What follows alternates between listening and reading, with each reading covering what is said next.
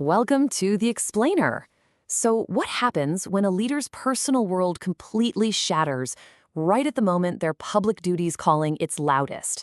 Today, we're diving deep into that exact dilemma, that timeless, intense conflict between profound personal grief and, well, unwavering public responsibility.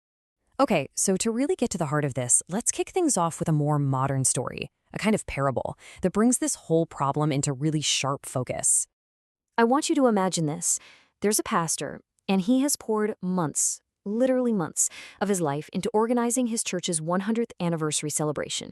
This is a massive deal, and he's the one leading the charge. He's the main guy, the leader everyone's looking to. The whole community is buzzing, totally ready to celebrate a century of shared history and faith. Everything is riding on this. And just like that, he's absolutely crushed. A wave of grief, I mean deep, personal, incredibly real grief, just hits him like a ton of bricks, right when he's supposed to be at his strongest. So here's where it gets really interesting, because this decision sparks a huge debate.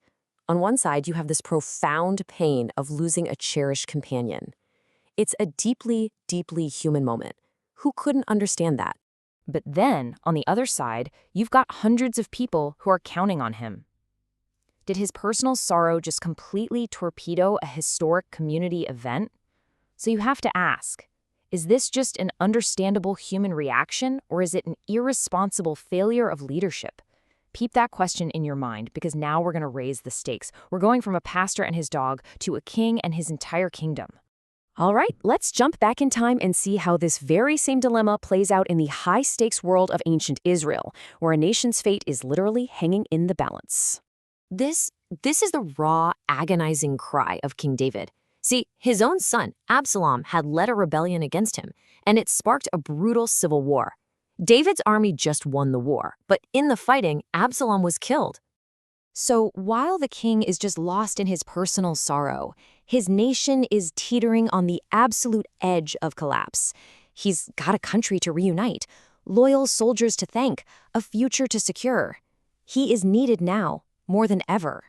But instead of leading, David is just weeping. And his grief is so powerful it just poisons the entire atmosphere. The very men who risked their lives for him, they don't feel like heroes. They feel like they did something wrong.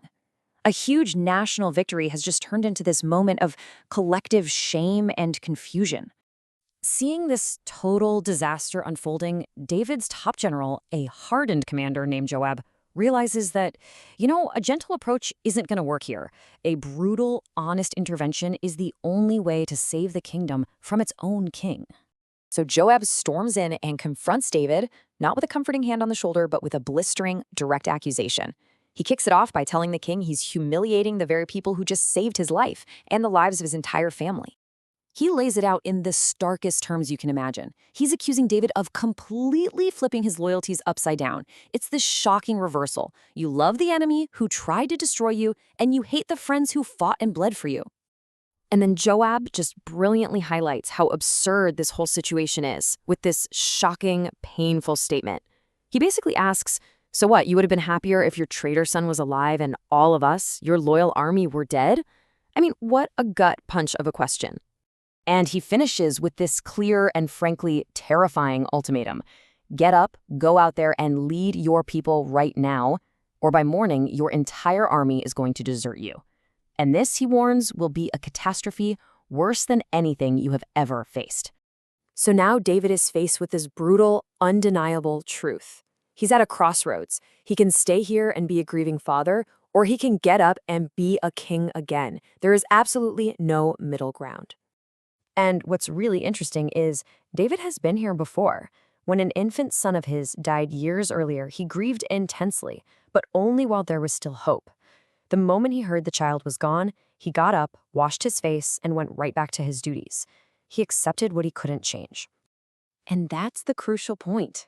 He listens. He hears Joab's harsh, brutal words. He processes them, and he chooses responsibility over his personal agony. He gets up, he takes his public place as king, and he answers the call of duty. So what does this ancient drama, this really intense confrontation between a grieving father and his loyal general, what does it teach us about leadership today? Well, it gives us this incredibly powerful and honestly challenging definition of mature leadership. It's not about being numb to pain, no way. It's about having the ability to feel it and feel it deeply, but to still fulfill the commitments you've made to other people. And let's be super clear here. This is not about being emotionless or just toughing it out. It's about being functional in spite of your emotions. David didn't suddenly stop grieving for his son. He just carried that grief with him to the city gate, to the place where his people needed him to be. And this really gets to the core principle, doesn't it? For a leader, the mission, the well-being of the people you serve, it has to sometimes come before even the most valid and overwhelming personal feelings. Look, this story doesn't give us some easy one-size-fits-all answer, but it does force all of us, whether we lead a country, a company, or just our own family, to confront a really vital question.